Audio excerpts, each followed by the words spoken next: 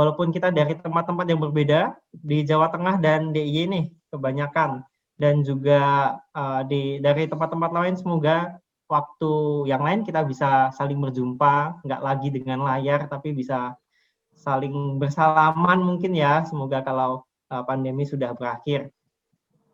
Senang sekali kita sudah bisa berjumpa sekarang. Saya bisa melihat wajah Bapak Ibu, kawan-kawan, kakak-kakak semua di sini. Terima kasih. Kita mau ngapain nih? Saya kembalikan ke hostnya. Nah, sekarang sudah waktunya Bapak Ibu, sepertinya sudah tidak sabar untuk kita bisa saling bercerita ya, karena kami pun juga dari komunitas Happy itu sudah, wah kayaknya pengen banget didengar cerita Bapak Ibu sekalian. Jadi saya ingin memanggil Kak Restu untuk memandu jalannya diskusi dan sharing kita pada siang hari ini. Halo Kak Restu. Halo, selamat siang semuanya. Selamat siang.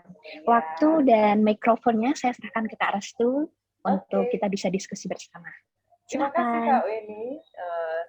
Selamat siang Bapak Ibu dan juga teman-teman Happy Seat semuanya. Senang sekali pada hari ini kita bisa bertemu meskipun via virtual ya Bapak Ibu ya, tapi setidaknya kita bisa saling bertukar pikiran.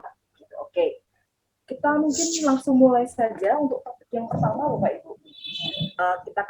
Kita ketahui bahwa murid-murid di sekolah-sekolah ini cukup unik ya.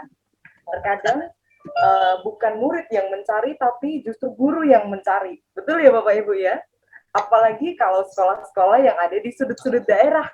Ya, oke, mungkin untuk pertama saya beri kesempatan untuk sharing di bagian perjuangan mencari murid untuk KB Stella Maris. Halo, selamat siang Ibu-Ibu sekalian. Bagaimana Ibu? Pertama-tama untuk Ibu Saputri, boleh diceritakan perjuangannya untuk mencari murid? Oh iya, gini ya Bu ya. Saya mau cerita, kalau KB kami itu kan letaknya di Klaten pinggiran di Cawas Bu. Jadi gini, kita itu dulu pertamanya berdiri, awalnya berdiri, kita melihat waktu ada pemberkatan anak pagi itu, kok banyak sekali anak-anak yang Katolik gitu. Lah terus kami pengurus mempunyai keinginan untuk mendirikan KB. Nah, waktu itu kami mendirikan KB. Pertama itu memang kami mendapatkan siswa yang banyak, kita sampai 30-an. Itu Bu. Nah, terus setelah kita berjalan setahun 2 tahun itu kita terus berkurang. Apalagi kita sudah jalan 5 tahun, semakin berkurang. Itu kendalanya gimana Bu? Kami tanya ke wali murid, kita memang itu tanya, kenapa nggak mau daftar ke Stella Maris? Karena kami itu memang sekolah yang Nasrani, satu kecamatan itu cuma ada di tempat kami. Nah, itu kendalanya apa? Kita kendalanya di letak Bu, letak sekolahan kami sama rumah-rumah orang tua, jadi jauh, kendalanya nggak ada transportasi karena apa, orang tuanya itu pada bekerja, yang di rumah itu cuma ada nenek dan penjaganya, jadi tidak bisa mengantar.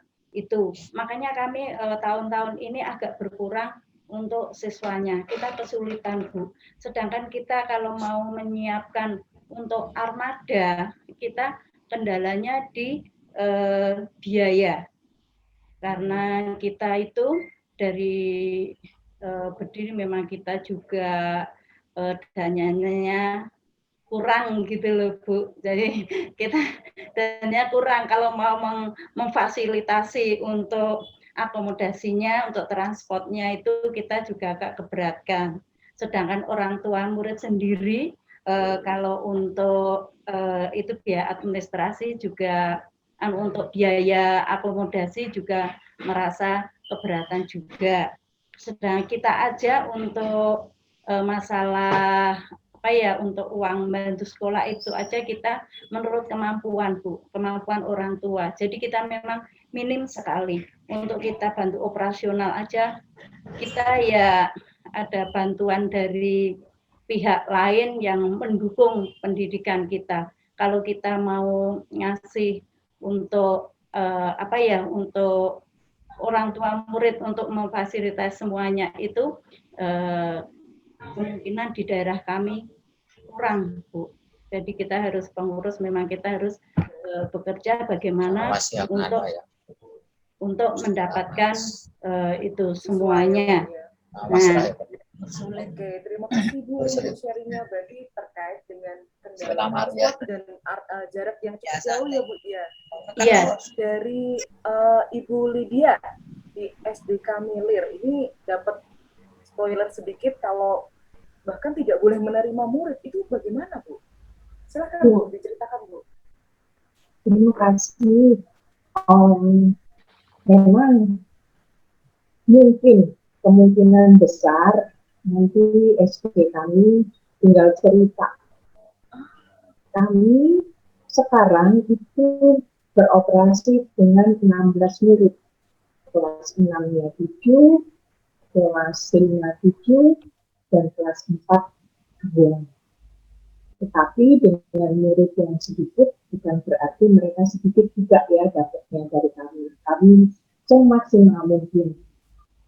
Tahun ini, tahun ajaran 2021, dan kami siswi tidak menerima murid.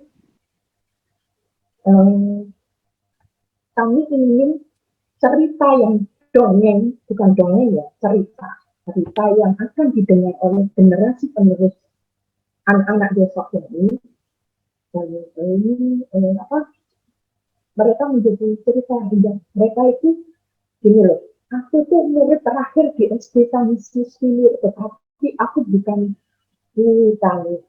orang terakhir yang mendapatkan manfaat dari Milir.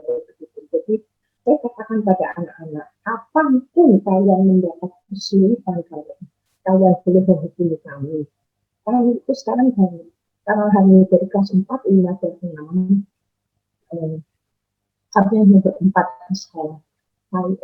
Dulu kami bisa terima, tetapi guru kelas 4 itu diterima CPNS, otomatis dia tidak bisa bekerja lagi di Kamisi Milir. Saya menggantikan di kelas 4, jadi saya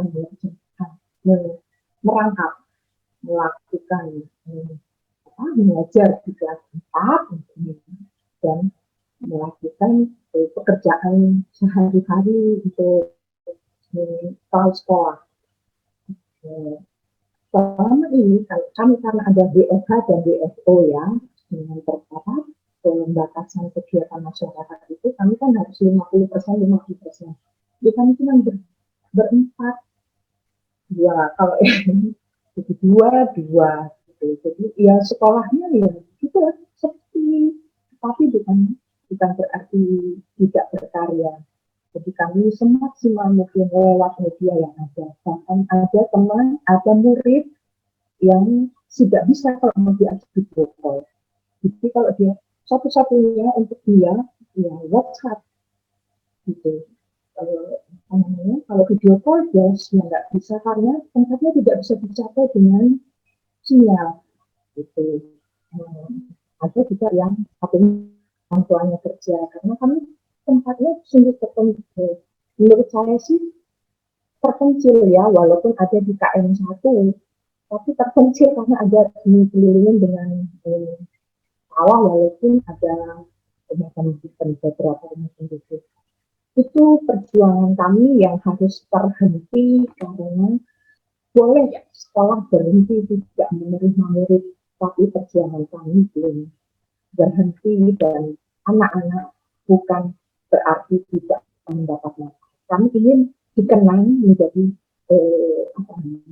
kenangan kepada kami dan anak-anak itu, kenangan yang indah mereka, dikenang sampai akhir. Begitu. Terima kasih. Oke, terima kasih Bu Lydia untuk sharingnya. Ini ada satu pertanyaan Bu dari Bu Tari dari SD Penheler menanyakan SDK Milir ini sudah tidak menerima murid sejak tahun berapa?